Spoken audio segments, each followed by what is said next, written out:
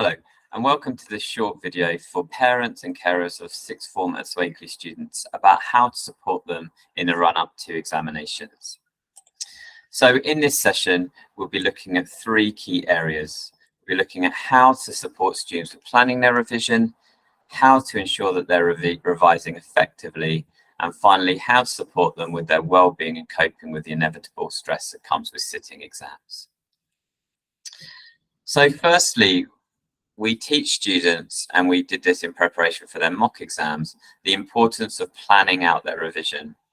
Often students feel overwhelmed and are not sure where to start with revision, or are unsure of exactly what to start with in terms of their revision. And so it's really important that students understand how to plan their revision. And this is where it would be an important tool for you as parents and carers to be able to look and check and see, well, what is their revision schedule? Have they written it out? Where is it? What kind of timetable are they following? And when looking at those revision timetables, you're looking for some key things here. So we talk about spacing, and spacing is all about making sure that revision is planned carefully and that subjects are covered over and over again more than once, so that students are able to develop their understanding and ability to recall knowledge. We know that to commit anything to memory and to be able to recall that memory, it requires repetition. It requires going back over that same content or knowledge on multiple occasions so that it becomes easier and easier to recall at a later date. Now, it relates to a piece of research by Herman Ebbinghaus called the forgetting curve, which you can see there on screen. The more times a student revisits a piece of information, the more likely that they are to remember and retain that knowledge. So it's very important that students space out their revision and that they're able to continue to come back to the same topics, particularly the ones that they struggle with on more than one occasion. So when students create a revision plan, it's important that they're very intentional about when and what they're going to revise. That will firstly ensure that they cover all of the content that they need and could be required to answer a question on. And also it's going to reduce their stress, because if they know and they have a plan of when they're going to do their revision, then they are not trying to hold all of that together all at one time, and they know they're going to get to it eventually. So by now, students should have created a weekly revision timetable. And like I said, that's something that I think that you as parents and carers can check and have a look at and see how they're getting on with. And they should ideally break a revision plan down into hour periods. And then what students should be doing first, if they haven't done this, is they should be plotting into their week the commitments they already have. So that could be a lesson, it could be an extracurricular activity, but they should first plot in everything that they currently do and their commitments they currently have.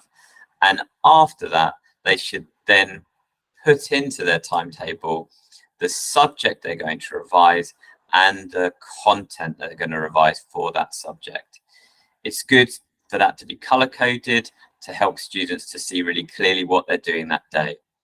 And they should really be spending an hour on a number of different subjects. So it's not good always for students to be spending a big chunk of time, 2 or 3 hours on the same subject. And we can talk about that in a moment, exactly about what they should be doing in that time. So one of the things that students find the most difficult is about getting started and the whole challenge of procrastination. And we've talked to students about this in assembly recently, about why do people procrastinate? Why do they put off things that they know have to be done, important things that they know they need to do?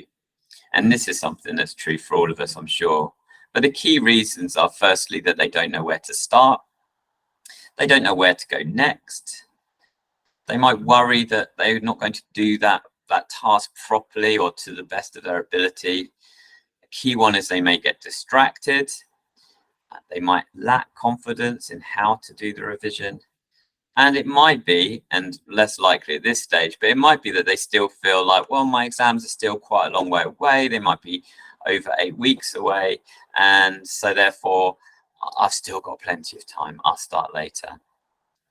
And so if your young person is struggling to start, then maybe talk through some of those ideas. Is it that you don't know where to start? Is it that you're struggling with distractions? And try and help them to identify what are the reasons why they're putting off doing this revision.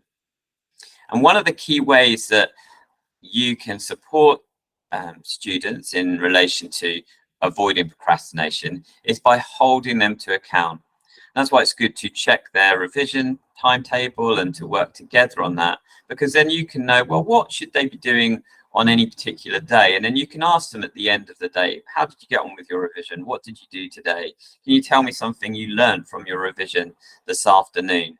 And if students know that they're going to get asked questions in a supportive way, not in a disciplinary way, but in a supportive way, then they're more likely to do that revision because they know someone's going to check, someone's going to ask them about how they're getting on with that revision. The other way that you as parents can support is in terms of helping students to manage their distractions. And one of the key distractions that most students have today is their mobile phone. It's always with them and is often a source of distraction. What we advise students to do, and what I would be advising students to do at home, and for you to encourage this as well, is to put their mobile phones in another room away from where they're studying. There's some research that shows that even if a student has their mobile phone on their desk turned over so they can't see the screen, or even if it's turned off on their desk, that still can act as a distraction. And so the very best thing is for students to think when they are coming to revision, they've got their hour that they're going to revise in, I'm going to put my phone in another room. I'm going to give it to my parent, or I'm going to put it in the kitchen. I'm going to go upstairs, or wherever the study space is, I'm going to put it out the way. That makes it very, very unlikely that phone will then distract the student while they're studying. And of course, then if they want to then check their phone once they finish studying or as a break, then it encourages them to leave their room and to leave their study space, have a little bit of a walk and stretch their legs before going back to study. So firstly, planning. Ensure students have a good plan of how to revise and they're not procrastinating. Then it's, well, what are they doing in those periods? So if they've planned what they're doing, what tasks are they actually doing to make sure they're revising effectively? And we teach students that not all revision techniques are equally effective. And there's lots of research now that shows that certain techniques, such as simply rereading text or highlighting text, although may be part of revision, if that is all a student is doing, then it is very unlikely that they will recall that information. That students could spend hours and hours reading and rereading notes, and ultimately those hours of revision could be better spent in other ways. So we talk about 3 stages to effective revision, and all sixth form students have been taught these 3 steps. The first step is to review knowledge. The second step is to revise and process that knowledge. And then finally, the third step is to recall the knowledge on multiple occasions.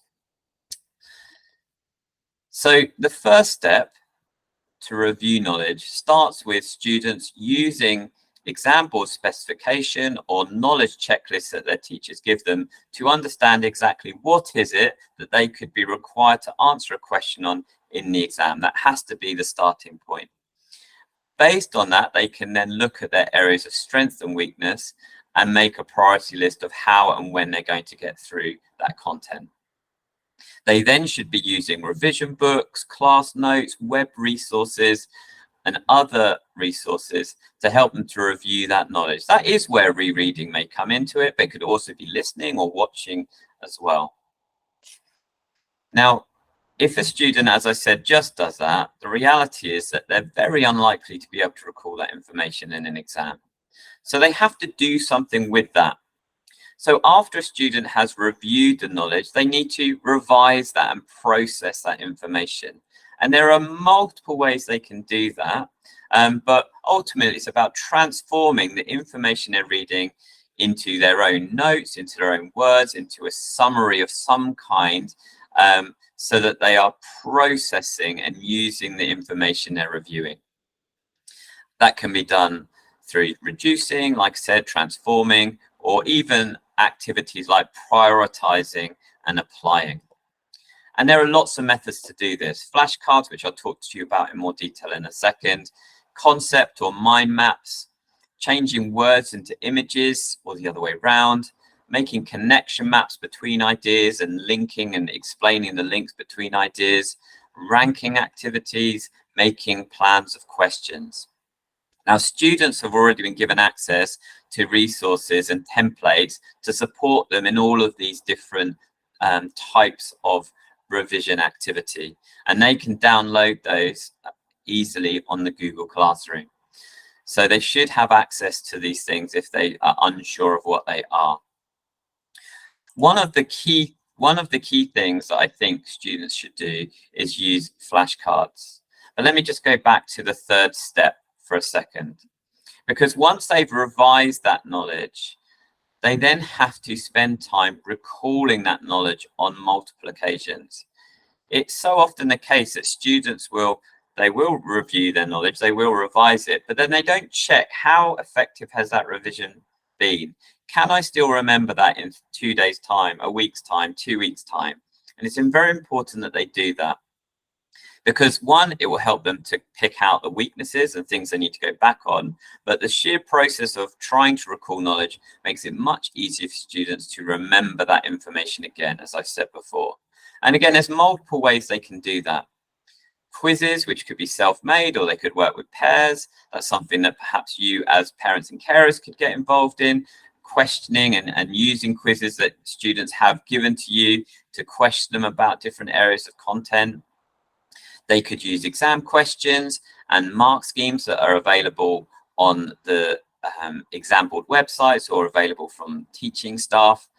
They can use flashcards, which I'll talk about again in a second. They can transform their summarized points or pictures back into full notes, or recreating a concept or mind map from memory and then comparing against one that they did previously. Whatever it is, it's starting with them recalling knowledge and then checking whether what they've recalled is accurate. Now, one of the most effective ways to do that, as I said, is using flashcards. But there's lots of different ways that students use flashcards, and not all of them are as effective. I often see students with a card round full of tiny, tiny writing with huge amounts of information all packed into one card. And that isn't really the most effective way to use a flashcard. If you're advising and supporting students at home with their revision, then I suggest that they have a cue or a question on the front and then an answer on the back, which is summarized and short, brief information. And by doing that, they then have created a resource, one where they've reduced and transformed information they're reviewing, but then they have a really easy way to recall information, even 2-3 minutes at a time, going through 3 or 4 flashcards, looking at the question or cue, turning over the card after they've tried to recall the information to check whether they have remembered all of that information. There's an excellent system called the Lightness system for students to try in order to make that flashcard revision really effective. I won't go through that in great detail now. There are YouTube videos you can watch that put that in more detail, but effectively it means that students start with a set of flashcards, they test themselves, and they create 2 or 3 groups. One is cards that they remember the information from, another group of cards is one they remembered some of the information from, and another group of cards is ones that they couldn't remember. Then they have a priority list of cards, and they put them in that priority card list of the ones that they couldn't remember at the top, the ones they remembered something of in the middle, and the ones that they did remember at the bottom. So the next time they try those cards, they're starting with the ones they found the most challenging, because it is actually quite easy for students to be tempted to simply revise the stuff they already know, because it makes it feel good, when actually they really must focus on stuff they don't know, of course. So that's how to revise, that 3-step process. And again, I'd encourage you to speak to your son or daughter at home about how they're revising, and do they understand those 3 processes? Do they have the resources to help them do that? The third thing I just want to briefly talk about is stress and exam stress, because it's something we see a lot of, and something that is inevitable, but something we also need to support students with. So stress, as we all know, can be, well, is a normal part of life, and we all feel stress. And there's good stress that helps us to be focused and committed, but then that can veer into bad stress where things can become anxiety inducing and overwhelming. Now, in terms of supporting your son or daughter if they are feeling stressed, well, I think the first thing, and the thing that I talk to students about, is to expect things to be a bit stressful. Okay, that is perfectly normal, and that's a really important message to get out, that it is really normal to feel increased stress levels at this time of year. There's nothing wrong there, as long as students know how to cope with that. But sometimes that exam stress can become a problem. And so things maybe to watch out for at home are, is your son or daughter, are they worrying a lot? Are they feeling very tense? Are they having headaches or stomach pains? Are they not sleeping well? Are they more irritable than normal? Have they lost interest in food? Or maybe they're overeating at the moment. Are they not enjoying activities they used to enjoy and kind of switching off? Have you noticed they become more negative and displaying a lower mood than usual? Are they just displaying any or saying anything that might indicate that they feel a bit hopeless about the future? These are all early signs that maybe a student is feeling more overwhelmed or not dealing with exam stress, and it's becoming overwhelming for them. And of course, the most important thing in that situation is to encourage them to talk to someone.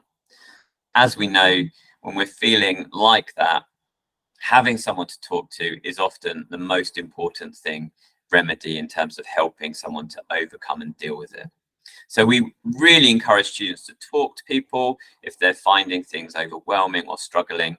And I would really want to encourage you, if you know your son or daughter is struggling with exam stress, encourage them to speak to someone at school, a teacher, someone who can help advise them on how to deal with the revision, but not feel overwhelmed with stress regarding it. There are a number of things that might cause exam stress. It could be lifestyle factors. It could be information needs. So the information regarding when exams are, when they're coming up, the strategies they need to take those exams. Could be lots of information going on in their heads, and that can become overwhelming. It could be psychological factors. One of the biggest causes of exam stress is they just don't know what's going to be on the paper. They have no control over that aspect, and that, unfortunately, we can't do anything about. Or it could be that they aren't studying in a good way, and that relates back to what I've said before. So it might be worth unpicking that with your son or daughter. What is it here? What is the main cause of that stress? Is it lifestyle? Is it information? Is it psychological? Or is it about your study styles? We talk to students about this concept, the stress bucket. So at a time of heightened stress around exams, talk about the bucket or the stress bucket becoming full. And what we want to ensure is it doesn't overflow, it doesn't become overwhelming. And the key things in terms of managing stress is to make sure there's holes in your bucket, that there's ways for students to release that stress. So they need to have good coping strategies. What activities are they doing which are not study related? What hobbies do they have that they could put their time to? Are they seeing friends or talking to friends or family members? There could be lots of different things.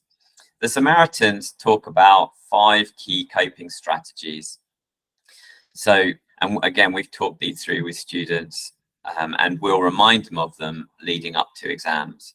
So it could be that students could spend a little bit of their time giving to someone else, volunteering, helping others.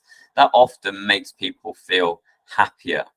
It could be that they're revising, but learning something new might just take their mind off of the upcoming exams and switch off for an hour or half an hour by absorbing themselves in something else, like learning a musical instrument. Now, obviously, it might not be the best time to start something brand new, but I'd be encouraging students, if you're learning something, continue to do that, because then being able to switch off and take a break in a constructive way, not simply scrolling through their phone, is a really healthy thing to do. It might be that students practice something like mindfulness or meditation, or just take note of what's around them, stopping what they're doing and having that chance to just stop and rest is going to be important as a coping strategy. We really encourage students to be physically active as a really great way to deal with exam stress. It is well known that regular exercise helps enormously with that, even if it's just going out for a walk, or doing something in the home where you're exercising is going to be really important. It's really key that students are continuing to look after their physical health during this period, and making sure they're connecting with others, finding ways to connect, whether that's in school or outside of school, with friends or family, so they're able to continue to develop those positive relationships. It can be very easy for students to become very inward and isolated at this period of time, and that doesn't help with their ability to deal with stress.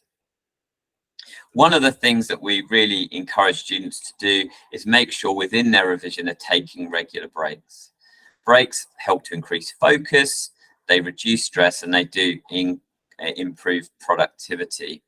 So do encourage your son or daughter to take regular breaks from their revision, from their computers if they're using a computer, and make sure that they're stretching and moving around, they're doing something different.